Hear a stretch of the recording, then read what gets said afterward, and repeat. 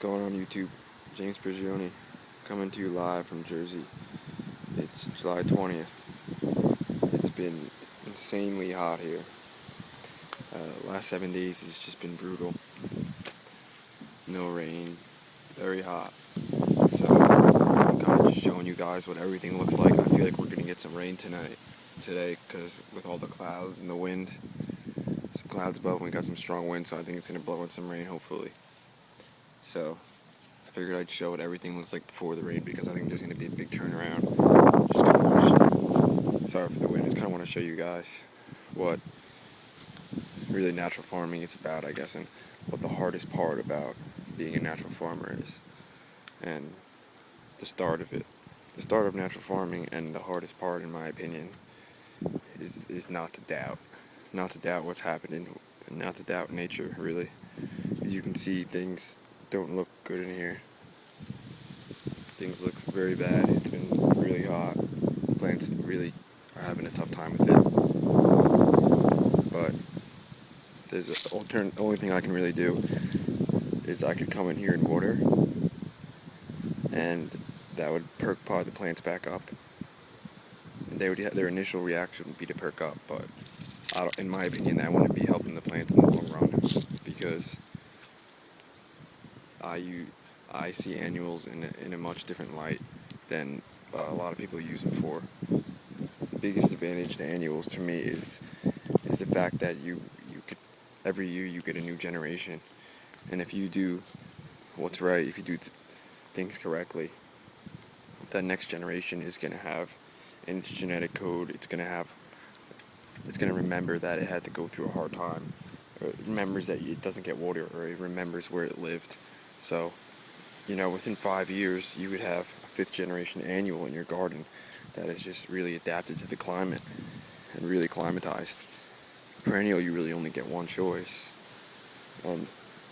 They're less maintenance, but annuals are really what you can kind of put like your own signature on annuals. You could like give it your own kind of flair. You could hybrid your own kinds and do things like that, and that's what we're looking really to do, to like save the best seed for next year. These first year plants are just really pioneering and paving the way for the younger generation, for the next generation, because the annual plants, that's really their goal. They just want to bring along the next generation.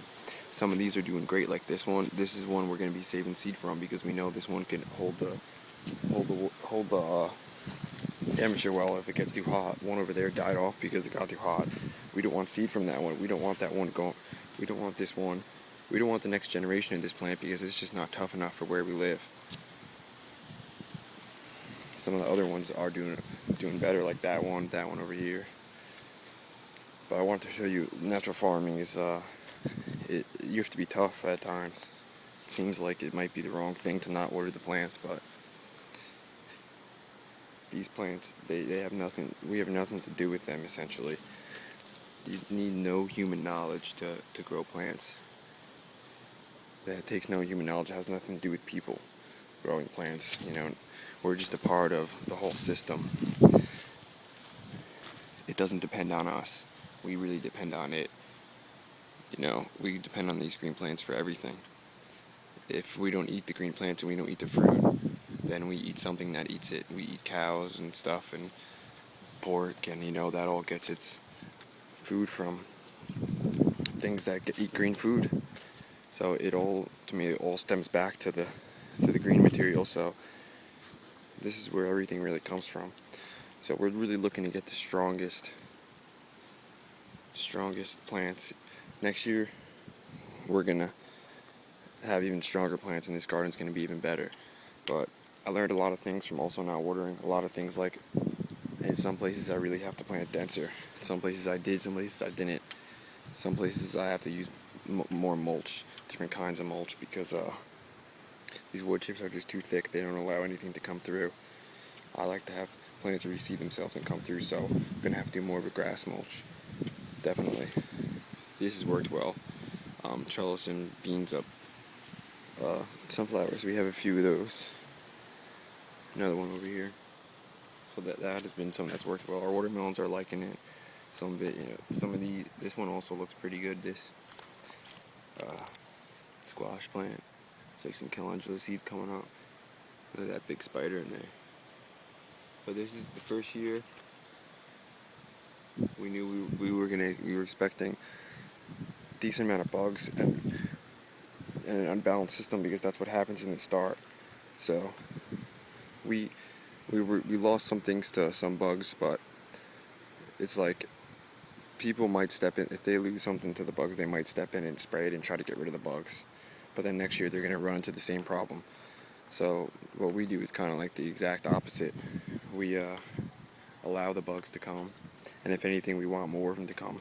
This way there's an overpopulation of them, so that something comes in to have to balance and eat them, balance them out. And there's another squash that we want to keep seed from because it's doing well. So we don't want weak plants. We're definitely going to be keeping seed from this sunflower. It's over 9 feet tall. It's got beans growing up it. First one to head up. But I'm not sure if I'll even post this video. But I just wanted to put it out there just so, in case everything comes back and looks really good, I want people to kind of know that, this hasn't been watered. This is just nature taking care of itself, or creation, whatever you want to call it. Notice a lot of places through here you'll see some weeds. This is a weed here too. But I'll cut these things down before they seed, but I can't come in and cut these down now. It's a very bad idea to size those turnips. It's a very bad idea to cut down your plants that are creating good shade for other plants, like this is for this cilantro or coriander finishing. Here's some seeds right here. See if focus. So we can't cut these weeds down because they're providing microclimates. They're keeping it cool. You can just come right down one of these. It's a lot cooler than it is standing up in the sun. So these are providing nice little microclimates. And after it cools off and we get to a point where the evaporation level is lower than the rainfall. So basically, if it's evaporating more than it's raining, then we got to keep our weeds up and keep that shade. But once we start to get a little more rain and it starts raining more than the evaporation level, then we can come down and cut some of these weeds, make more space, and let the plants get light. But right now it's just too hot. Here's one of the marigold patches. Doing it right. Some of the tomatoes are still doing well. We still have tomatoes down here. Falling over though, like a lot of tomatoes do, but I don't think I'm going to stake them. I kind of think I want them to go natural. This one's got a lot of blooms. Should be putting tomatoes on soon. That one's got a couple of tomatoes on it. Pretty big one back there. This tomato patch is doing pretty well. Bunch of tomatoes through here. Some of our fruit trees, this cherry tree, I believe it is, got about 2 feet of tip growth or so. Really likes the spot. So yep, so center is a plum. So maybe we'll get some plums next year or something. But there's a decent amount of tomatoes through here. Here on the hugelkultur mound, we didn't plant dense enough on the center. So we still got some tomatoes doing pretty well here. Doing good down here. But you can see spots like right there. There should be plants there. That should not be like that. There should be at least a lot of leaf mulch or plants there that shouldn't be open like that. But the tomatoes are still doing good. See, again through there's just not enough plants. We didn't do a good job.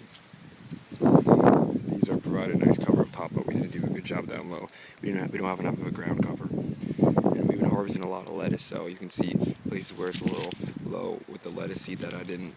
After I finished harvesting the lettuce seed, these still have some seed on them, so I just throw them in the blank spots. Let lettuce seed there eventually, just to show how hot it is. Our comfrey just died off its other leaves. You couldn't even just hold them, sustain all the water in them. So it'll come back, but that's just showing how hot it is. I mean, once the rain comes, I think everything will just pop back up, and we have a lot of seed planted through, so it'll just really come through and do well. The cucumbers are still producing, even though it's really hot. You could just see it looks bad, and it's hard not to come through and water when I want to help things out, but I know that it's not gonna help it in the future, and that's what we're really going for. We're trying to harden our annuals and really get productive ones in the future. Here's a little corn. So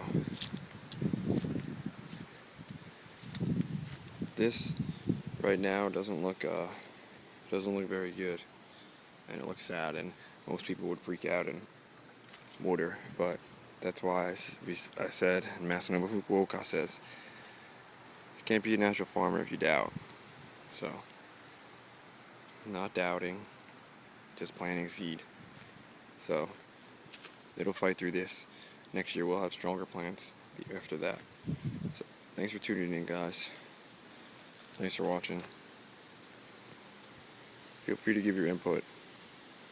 Like I said, I might not post this one just because I don't want too much negativity coming from it. People say I'm not taking care of my plants and I don't care about them, when I really do care about them deeply. So I may wait for the rain to come until everything looks better, then kind of splice them together so it all kind of makes sense. But thanks for tuning in, guys. Thanks for watching. You can see it's so hot. One more thing, sorry. Blueberry plant has just gone to shit.